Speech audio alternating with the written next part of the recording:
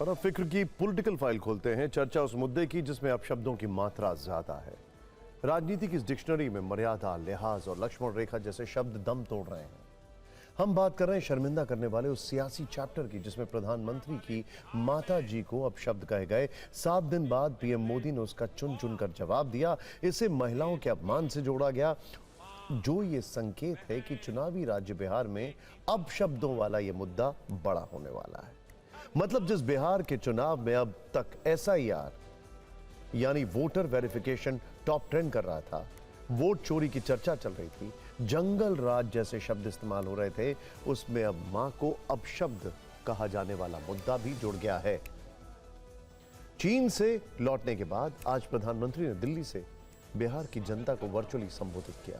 ये कार्यक्रम वैसे तो राज्य जीविका निधि साख सहकारी संघ लिमिटेड का था, लेकिन प्रधानमंत्री के दिल में वो अपशब्द पिछले 7 दिनों से चुभ रहे थे जो उनकी माताजी को लेकर कहे गए थे। लिहाजा जब उन्होंने उन अपशब्दों का जवाब दिया तो माहौल काफी भावुक हो गया। पीएम मोदी की बातों को सुनकर मंच पर बैठे लोगों की आंखों से आंसू छलकने लगे। प्रधानमंत्री मोदी ने 36 मिनट के भाषण में आरजेडी और कांग्रेस पर जमकर कटाक्ष किया। कटाक्ष के लिए जिन कीवर्ड्स का इस्तेमाल किया गया उनकी तीव्रता बहुत ज्यादा थी।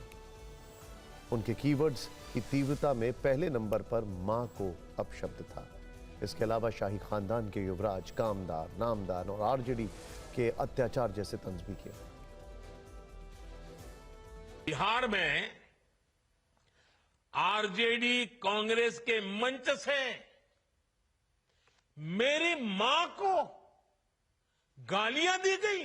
ये गालियां सिर्फ मेरी मां का अपमान नहीं है, ये देश की मां, बहन, बेटी का अपमान है। क्या गुना, उस मां का क्या गुना जैसे भद्दी गालियां सुना दी जाए। एक गरीब मां की तपस्या, उसके बेटे की पीड़ा, ये शाही खानदानों में पैदा हुए युवराज न समझ सकते। ये नामदार लोग तो सोने चांदी का चम्मच लेकर पैदा हुए हैं। कभी ये मुझे नीच कहते हैं, गंदी नाली का कीड़ा कहते हैं, जहर वाला सांप बोलते हैं। महिलाओं के प्रति घृणा और नफरत की इस राजनीति पर लगाम जरूरी है। ये नामदार लोग क्या बोलते रहे, वो तो यहां तक सवाल करते रहे भारत माता होती क्या है। भारत माता को जो गाली देते हो, उनके लिए मोदी की मां को गाली देना तो बाएं हाथ का खेल है। आरजेडी और कांग्रेस को 7 बहिनी से माफी मांगनी चाहिए, छठी मैया से माफी मांगनी चाहिए। आरजेडी कांग्रेस के नेता जहां भी जाएं, जिस गली, जिस शहर में जाएं, हर गली मोहल्ले में से एक ही आवाज आनी चाहिए, मां को गाली नहीं सहेंगे, नहीं सहेंगे। मां का अपमान नहीं सहेंगे, नहीं सहेंगे। प्रधानमंत्री की माताजी के लिए अपशब्दों वाला यह मामला पिछले हफ्ते शुरू हुआ था। इसकी स्क्रिप्ट 27 अगस्त को राहुल गांधी की वोटर अधिकार यात्रा के दौरान लिखी गई थी। उस दिन कांग्रेस के मंच से पार्टी के एक स्थानीय नेता ने प्रधानमंत्री मोदी और उनकी स्वर्गवासी माताजी के लिए अपशब्द कहे, जिस पर आज प्रधानमंत्री ने जवाब दिया। अब बीजेपी कह रही है कि विपक्ष के नेता जितनी गाली देंगे उतना कमल खिलेगा। प्रधानमंत्री मोदी के संबोधन के बाद आज इस मुद्दे पर लाइन तय हो गई। बीजेपी इसे लेकर 4 सितंबर को बिहार बंद करने वाली है, जिसमें सहयोगी दल भी शामिल होंगे। लोगों के बीच महिला अपमान का जिक्र किया जाएगा।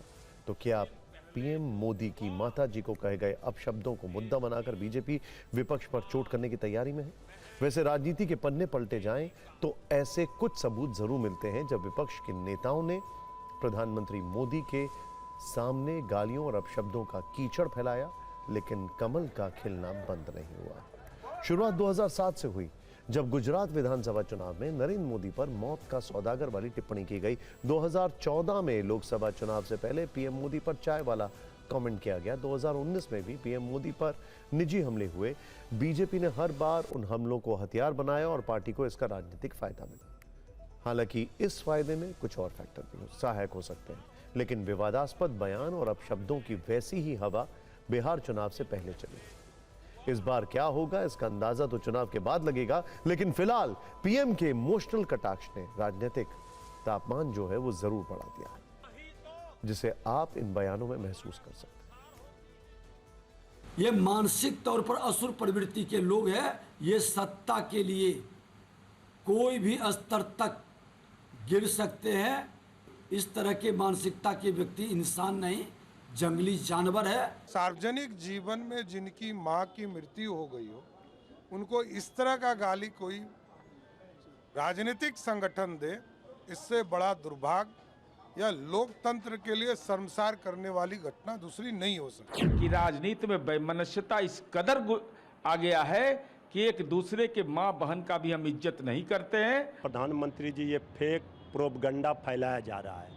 जब उस मंच पर श्री राहुल गांधी जी, श्री तेजस्वी जी गए ही नहीं, तो फिर ये गाली किसने दिलवाई, कौन साजिश किया, किसका षड्यंत्र था? माँ के नाम पर माँ को ढाल बनाकर सियासत वोट के लिए, ये ठीक नहीं है। इतनी निजतापूर्ण भाषा का प्रयोग किया गया और उसके लिए कांग्रेस के ना तो नेता श्री राहुल गांधी, ना राष्ट्रीय जनता दल के नेता श्री तेजस्वी यादव कोई माफी भी नहीं मांगे, शर्म भी नहीं आती। पहले प्रधानमंत्री को, भाजपा के नेताओं को, आरएसएस के नेताओं को अपने आप को संयम करने की जरूरत है।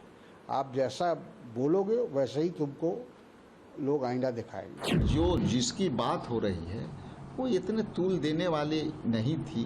भर भर के आपके लोग हमारे राष्ट्रीय नेताओं को, सोनिया जी को भी इस तरह की भावना से आहत किए हैं, तो ये एक तरफा नहीं होनी चाहिए।